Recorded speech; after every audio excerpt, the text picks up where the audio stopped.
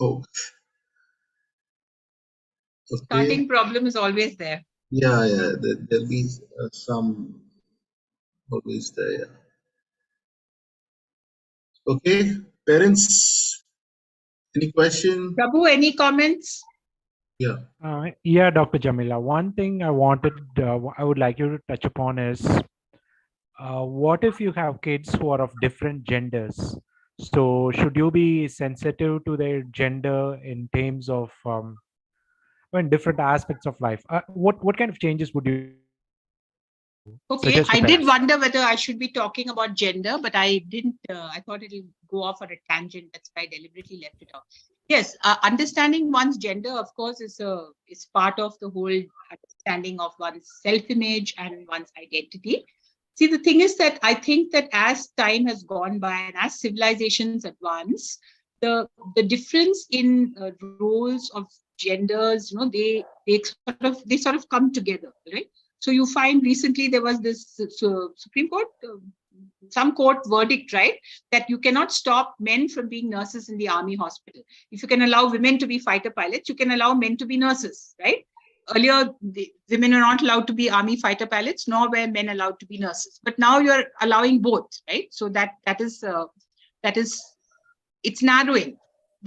Earlier there were no women doctors. Now there are women doctors. Earlier there were no male. So what I mean is the gender does not need to define what their. Sorry, someone's mic is open. I'm not able to see who's. Yeah, Please gender unmute. does not to define what they do or what they behave or whatever. Now, again, this is something which you will have to keep on talking about, because there are differences in culture in the way this is seen, right? There are differences in communities, there are differences among churches, how it is seen. So ultimately, you will have to decide for yourself and your family how you're going to deal with this. My suggestion is that, as far as possible, uh, don't let gender restrict a child from what they want to read, what they want to play, what they want to be, what they want to do, because ultimately God's command is clear, right? That we're all caretakers towards the world, right? And God has said that we need to follow Jesus, and we all of us need to become like Jesus. That's the goal. It's not that men need to be ambitious and women need to be nurturing. No, we all need to become like Jesus. So that's the way I look at it. So I hope that answers your question. Yeah. There's a question in the private chat. Is what do you do with an adult child about 20 who has low self-esteem? Okay, yeah. So maybe you can go back to what I shared, no? That where does a child get their self-esteem from? It comes from those four areas. It comes from the if you're basing it on external things, it comes from the body. It comes from what our parents and family tell us. It comes from our achievements, and it comes from our world, right? From our friends, from our social circles. So all these areas you have to check whether there's any problem going on. Okay, is there any problem the child is having with their body? Do they think that they're ugly or fat or dark or fair or whatever it is? Figure that out. Talk about it. Okay, make it clear what the Bible's view on this, how God looks at it. Are parents themselves or the extended family responsible? Have they said things like you're useless, you're worthless, you'll never be anything? If that has happened, that could have destroyed the child's self-esteem. Is it achievements that the family values a lot of achievement, the child was not able to do it? That could be the reason for their low self-esteem.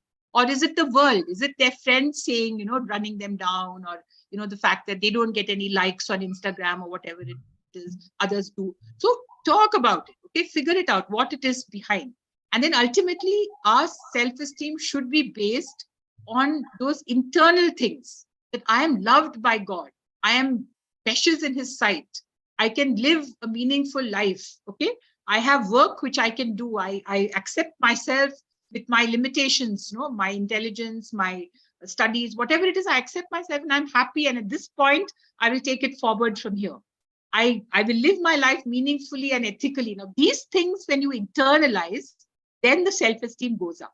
Okay, so you need to talk and discuss this with the child. If nothing else works, you can always ask the child to meet somebody. Okay, all right. Yeah. So I hope that Yeah. answers. Those Uh, who spare the rod hate the children, but those who love them are diligent to discipline them.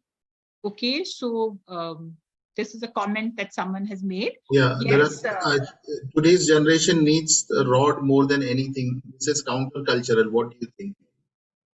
okay. So see, I don't really agree with that. But then again, this is something on which Christians themselves are divided. How do you look at this verse? Is it to be taken literally that you're supposed to beat your children with the rod, or is it about the rod of discipline? As in, is it a metaphor for discipline, or should we look at it as discipline now?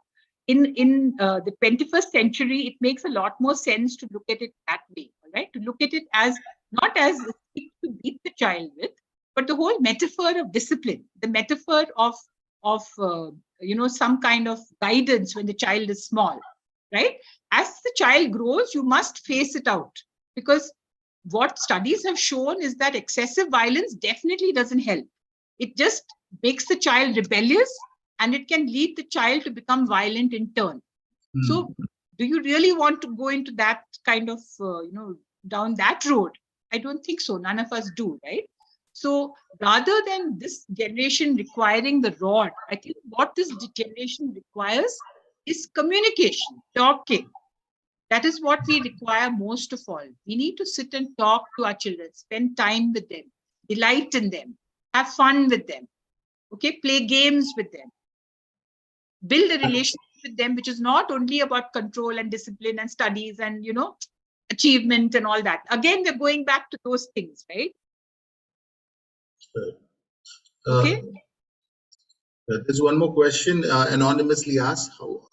How Yeah. do children feel if parents are fighting? How do children feel if parents are fighting? Yes, that's an important question again. And as I said, see, if the parents are fighting, how is the child to develop a sense of trust? You remember when I showed you Erickson's stages, the first stage itself is that of trust. The child has to believe you, there's a psychological need to feel that the world is a trustworthy place, that I am safe, that I have people who love me and who are reliable. If the parents are fighting all the time, the child's trust in them and in the safe place is violated. So the child will feel very insecure. They will not know whether the parents are going to be together. They will not know whether they can go to their parents freely. They won't know whether somebody will be angry, somebody will be crying. So the child is going to be in a lot of stress. It's not a healthy situation at all. So if parents are fighting, they need to figure out that, look, this is not mature Christian behavior. I told you healthy Christian parenting requires healthy Christians. The parents have to be healthy Christians. If you are not healthy yourself, if you're fighting all the time, there's something wrong. Okay? Right. I hope that answers. Yeah. How do you, these are all anonymous questions. How do you manage self-esteem issues in a joint family when some of them have a loud or angry personality? Okay. Yeah, good question. And not a very easy situation either. But see, the thing is that here you're going to have to tread a very careful line, because uh, your attitude to that person who has a loud, angry personality has to be first correct, right? Because if you are in turn angry and resentful at that person, your child is immediately going to catch it. Maybe not immediately, but after a few years, the child is going to catch it that my mom or dad has a strained relationship with this person, and this person is not a nice person because they're making my mom or dad unhappy. Okay, so that will be what the young child thinks. As the child grows, they may feel, oh, our relatives are useless, or they may feel, that, oh, I don't like this person. So they may end up with a lot of these negative feelings and negative attitudes, which are not helpful at all. So again, it's up to the parents to deal with this issue. Like if somebody is angry or loud or whatever, to be able to not show resentment or fear or hatred towards that person, that is the most important thing for, I think, the parent to show to the child. Okay, that look, we accept others as they are. Sometimes people have their problems, we forgive them, and we will cope with it anyway. If they cross the line, sometimes we may have to tell them that, Ma, please be careful, or Dad, please be careful. Don't say this to the child, something like that. So walking that line is not going to be easy, but with the Lord's help, you can do it. Okay. And we have to accept our families. Our families are, all of us are going to have problems with our families. Right. We have created a WhatsApp group link for Christian parents support. So if you guys want, in case you haven't seen the chat, it's posted just now, so you can join that and be part of a support group where we hope to help you all with Brother Prabhu and Dr. Jamila's help. Okay, now we There's a question here. there. Have you got There's a question, here. Anonymous? Yeah, go My ahead, please. son is 9. He's delayed in social emotions and understanding. How do I help him as a parent as he grows older? Do I go at his pace or go with expectations, requirements for that age? Yeah. Yeah.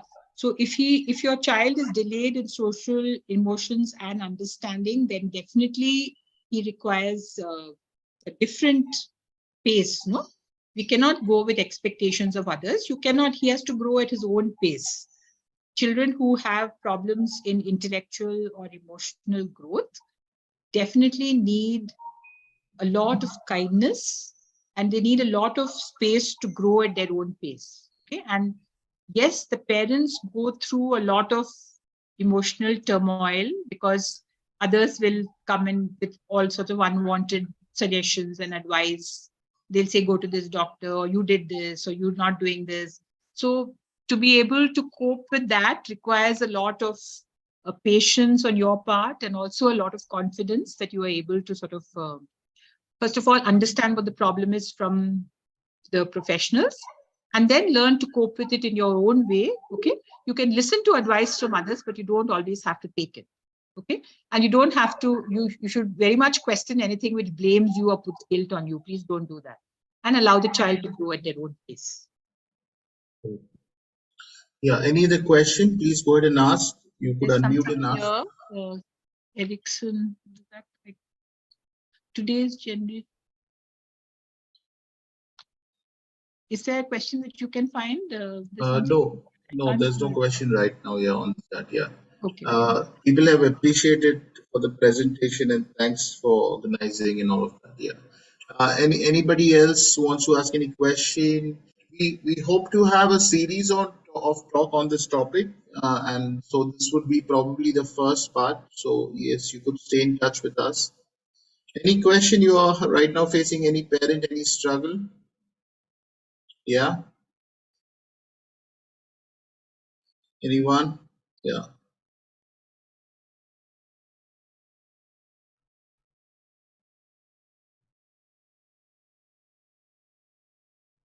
You could unmute and ask also, because I think an issue that you may be facing is also an issue other parents are facing. So please go ahead and ask. You're free to ask your question anonymously also by putting it on direct chat to Dr. Jamila or to myself, or even to Brother Prabhu.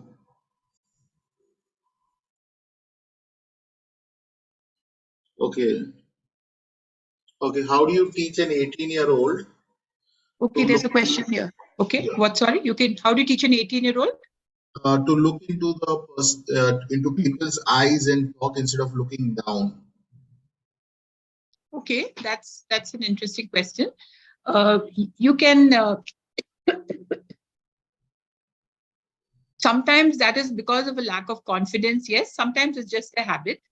So try and figure out whether he is lacking in confidence for any reason. Maybe what you need to do is, again, assure him of this, that he is precious, he is loved, he's valued. Okay. Again, the world will teach you that you are valued only if you have certain achievements, if you look a certain way, if you have a certain amount of money, But then we have to constantly provide that countercultural thing that you have great value. You can look anybody in the eye and talk. Okay. And we need to role model that ourselves, that we are not better than anyone else. We're not worse than anyone else. We are the same. All of us are brothers and sisters. So to have that feeling, if you can just kind of teach that to your child, maybe that is most important. All right, there's a question here. We were serving actively in the church, but somehow there was a strained relationship with the pastor. We were criticized and crushed. We are still serving. Our kids have been watching us. Is it a bad example that we are hurt and upset sometimes? Yeah. No, I don't think there's any point in trying to hide or suppress your emotions. Okay, that would not be honest. So if the kids see it, it's fine. But what you do with that hurt and upset is what the kids will also see. No, if they see that you are trying to forgive, if they see that you are trying to move on, if they see that you are not bearing a grudge, they will learn the right lesson. No, so we can't deny that initially we may have felt hurt. So that's our human reaction. But how do we take that forward? So that's all right. Please. And Yeah. let the kids know that. How to educate opposite gender siblings treat each other physically and emotionally. How to educate opposite gender siblings to treat each other Physically physically and and emotionally. emotionally. Well, a good way really is by how we as parents treat others of the opposite gender, right? So we need to role model that. Ultimately, a lot of things boil down to that. How do we treat, you know, others of someone of the other gender? Do we get very physical? Do we are we rough with them? Do we have a lot of contact? So we're showing that, right? So we will demonstrate in our actions. How do we behave with our siblings? How does the husband behave with his sister? How does the wife behave with her brother? So we're showing this all the time. So in our actions, we will demonstrate how we should be. So I hope that, again, this is not a moral question here. This is just a familial, cultural thing. Okay.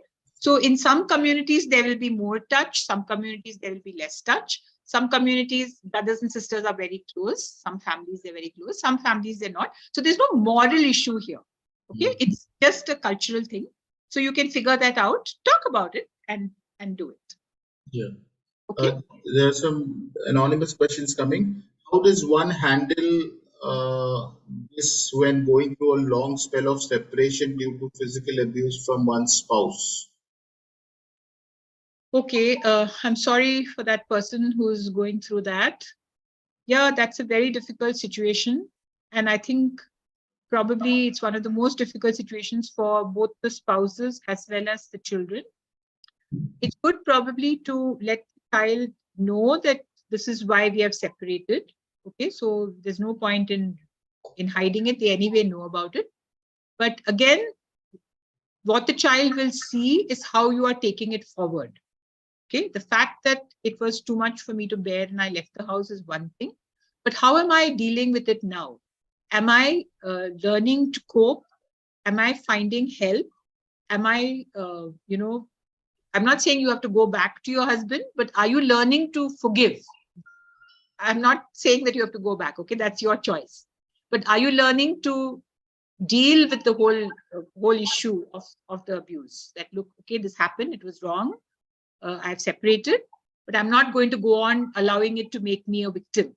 I'm not going to go on allowing me to destroy my life. I will trust God. I will move ahead. Will the children see that in you? That's what you need to think. Okay? Is your faith in God active, or are you, really knocked down? So all these things you will need to think and ask the Lord to help you to show the right thing to your children. Okay? There's no easy answer to that. Okay, I'm a junior church teacher, so have kids with single parents, how to comfort them or advise. Also, all the kids come to me, hold my hands or kiss. So my son felt a bit jealous once he said, so how to deal? Okay. Yeah. So again, this is a cultural thing, right? So in some communities, some cultures, there will be a lot of physical touch between children, and it's not there in every community. It's not there with everybody. Everybody is not comfortable with physical touch and so much of it. So if your son feels jealous, you have to allow him to talk about it. Okay. So what is his fear? Let him talk about it. Why are you jealous? Are you jealous because you feel that I will love the other children more than you? So then you have to very clearly tell the child, whatever happens, you are my son and you are my first responsibility and I will always love you. So you will have to tell the child openly that, no? But then these other children, we all love. So you have to explain how our hearts are big enough to hold many people. So you explain to your child also that, look, you love dad also, you love mom also, you love your sister also. That doesn't mean you don't love me, no? So similarly, so just keep talking. Ultimately, talking is a very effective thing. Okay, communication is a very effective thing. Yeah. So talk to the child. Let him tell you why he's jealous. Okay. Yeah. Your Yeah. clue One as question I've received: when do we start teaching sexuality to our children? The children are bombarded with so much bad info at a young age. all right. Good question.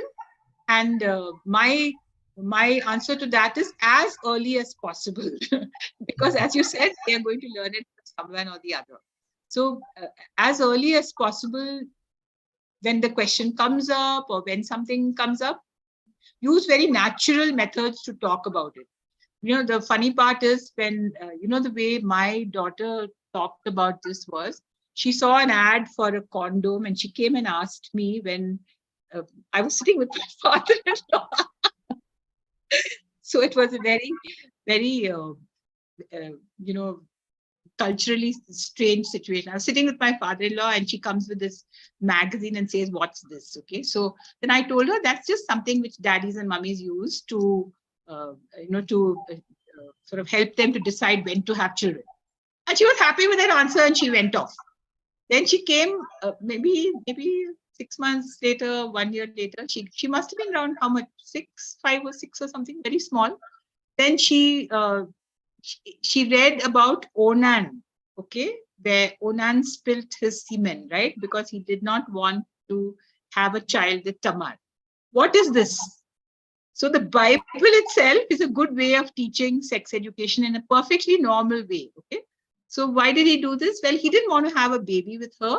So that was a bit bad of him because he was married to her. He should not have done that. So God was not happy with it. That's a simple answer. He doesn't explain everything to her, but she's happy with that answer. So she knows that she knows that I'm willing to answer her whatever she asks. What we should not communicate is that this is a taboo subject. Oh, you're asking about a condom. Shh, don't talk about this. It's bad. That's what you don't want to communicate. So you want to communicate that sex is natural, it's beautiful, it's good in its place, and you can ask me anything about it. Okay? And I will tell you at your age level. Okay? So, of course, maybe it's easier for me because I'm a doctor, but we are all human beings. We all know about this. So learn about it and use the correct term. Say penis, say vagina. We don't need to be shy about all this. We need to allow the children to know that our bodies are good. If you sort of hide it and talk about it as if these are all horrible, secret, hidden things, then the children also learn, oh, sex is sort of secret and bad and hidden. And okay. So just be natural and upfront and cool about it. Yeah, my children just deny to listen to me at any cost. They don't listen to me basically. This has led me to a lot of shouting and screaming at them, and I've tried everything, but it's just increasing day by day. My kids are 8 and 6 year old. Okay. I don't know who has written this, but I remember reading about this long ago. In fact, very, very long ago, about how yes, often this happens to mothers, okay, because mothers don't expect almost their children to hear them the first time they say something, okay. So the first time you may say, okay, come for food, nobody comes. Then you say again, come for food, nobody comes. And you say, come for food, and then you say, if you don't come for food, I'm just going to throw everything in the gutter. Then they'll come. Okay. So the thing is that you don't really expect them to come when you call them. You don't expect them to listen, and the habit has formed. It's become a sort of conditioned response. See, a lot of our behavior starts moving in sort of patterns. Okay. So if it has become the pattern that they listen to you only when you shout, then you also don't expect them to listen to you when you're saying it normally. So you have to change that. Say it only once. Okay. Say, I've called you all for food. Come for food. If you don't come for food, I'm going to eat. Okay. And you talk to your husband and decide it together with him. get his help to help you to not scream and shout. You don't need to scream and shout. You need to say things only once. If you say go for your bath, you have to go for your bath. If you don't go for your bath in 5 minutes, then all right, there will be some consequence. Okay, maybe you don't get the phone for half an hour or whatever it is. So you might need to talk with your husband and figure out how to deal with this, but stop this pattern. Because if you're screaming all the time, it's very stressful for you and stressful for everybody. Okay, friends, I've put Dr. Jamila's number also on the chat if you want to get in touch with her. Also, you could contact the Baptist Hospital Bangalore website and get an appointment. Okay, How does a 3-year-old child who has lost his trust due to a lot of issues in the family regain it? Okay, well, for a 3-year-old to lose his trust, it looks as if there were some very major problems within the family. So the problems should be sorted out if there was abuse or violence or anything like that. Okay, work it out. Either go to somebody, get help. Okay, talk it out, figure out how you're going to deal with the issue, because it's not obviously not the child's fault. It's the fault of someone in the family, whatever they're doing. So you have to work on the issue and stop that, because unless those issues are dealt with, the child is going to have to live with this, right? Okay. What is this question? What can a parent do if the spouse doesn't want to be involved in the parenting process and thinks that the child will somehow learn good values? What about when the spouse deliberately maligns the partner, undoing all good values instilled in the child? Okay, well, it seems like there's a problem between the spouses. So if there's a problem between the spouses, my advice is that you need to nip it in the bud, deal with it as early as possible. Problem is that people sit on partner problems for a long time, and then by the time you go, it has become go for help. It has become very complicated. It has become very families get involved. Somebody said something to the family said something to them. Maybe there's violence, maybe there's all sorts of things. So if you delay going, the situation just gets more and more complicated. If you're not getting on, go and get help. Okay, because obviously there's a problem here. Deliberately maligning is not okay. And if you're not, that is definitely not okay. Not being involved in the parenting process, that seems a little strange. It may be that one spouse is over involved. Is that why the other is withdrawing? That also may be possible. I can't tell at this, with this much information is difficult to tell, but I think definitely if there's maligning and abuse going on, you need to go for help. Okay. Right. Yeah, any other question, please go ahead and put it on the chat or unmute and ask. We are about to close the meeting soon. Yeah, anybody wanting to ask, don't hesitate. These are the closing moments of the meeting. Dr. Jamila, one question I have is I believe most parents in this meeting who have children in the age group of 11 to 15, they lead very busy lives. They are at the peak of their careers. They are taking care of their health issues. They are taking care of the health issues of their parents, right? What do you think are some non-negotiables for the families so that the children don't drift off? Like, could it be like no TV during dinner, regular family prayer, daily family prayer, anything, like 3 or 4 things that you absolutely live by? Well, that will actually depend on each family. So I wouldn't like to set the rules. I'm not that kind of person. But I would think that you need to figure out, each one of you, your own rules. Yeah. Okay. Yes, we did have the rule that there was no phones and no books or anything at the dining table, and we tried to eat meals together. And that was a place where maximum conversation and arguments and debates and prayer and everything happened around the dining table. Okay, now that is our family.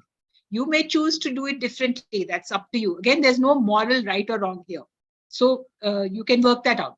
But if you're busy, I think what should be non-negotiable is that incorporate the children into your busyness. So if you have to take the grandparent, if it's health issues, if you have to go to the hospital or you have to go to buy something, for someone, take the kid along, no? take them in the car and talk to them on the way. So build family time into the time that you have. So that's probably the only way to do it. Okay. So rather than everyone going shopping differently, all of you go out for the shopping has to be done, right? So all of you go out shopping and decide what you're buying. So you have a family time there itself. It may be in the market that you're having a shopping time. Cooking has to be done, right? So cooking is a time where all of you can be in the kitchen together. Get the kids to come in the kitchen, help them to cut a little vegetables. Both the partners can help each other and have some fun time in the kitchen. So figure it out. There's no hard and fast rule of how to do it. But yes, family time is non-negotiable. Somehow how it happens is up to you. Okay? Okay, thank you. Yeah. Any question? Please go ahead and ask, unmute, or put it on the chat.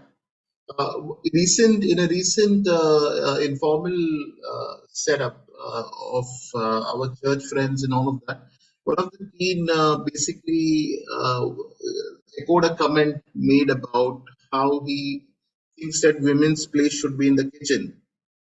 Who said? And women's place should be in the kitchen. Who So said that? one of the teens, basically, Okay. teenagers, yeah. So how can we do? I mean, because I think patriarchy and all probably starts in the house. How the sense of women's role, men's role. So how can parents set good foundation there in that sense? Once again, role modeling. Okay, Role and model. talking. Role modeling and talking, questioning everything. Okay, because believe me, if the young person is going to see that, then if he has a sibling, they're going to rebel, right, about it. So if he has a sister is going to not be very happy with him. That will happen. This is the teenager who said this. Yes, yes. Okay, so obviously he learned it from someone, and this just shows, no, that how even as Christian parents we have all these very outmoded and weird kind of ideas. Mm-hmm. Obviously, the child has not been taught to think for himself, and he's just kind of spouting something which he heard. No, I mean, it could be that the family setup has been that way, where men they eat first, then the women eat, and all of that. So then it's probably difficult to change that if the family upbringing is like that, right? Well, I don't. As soon as he goes to college, he's going to see women whose place is not in the kitchen, right? If he goes to a hospital, he's going to see nurses and doctors. Where is their place in the kitchen? So that worldview is going to get shaken pretty soon, right? Right. So, right. Any other question? Yeah. I think with that we can close then, friends. Thank you so much, Dr. Jamila, and for giving your best at this time of the day, of the night, and thank you, Brother Prabhu, for initiating this.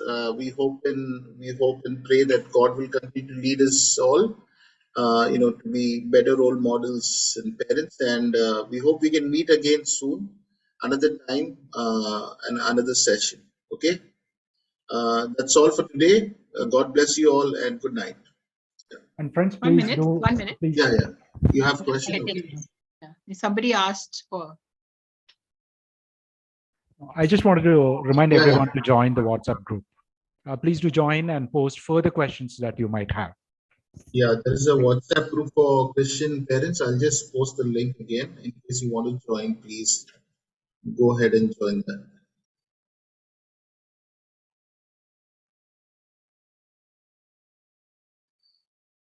Okay. Anything? Any question? Okay. We'll close then. Okay. Dr. Jamila, have you got anything? Yeah, no. All right. Okay. Thank you again. Bye, everyone. Okay. Good night, Good everyone. night.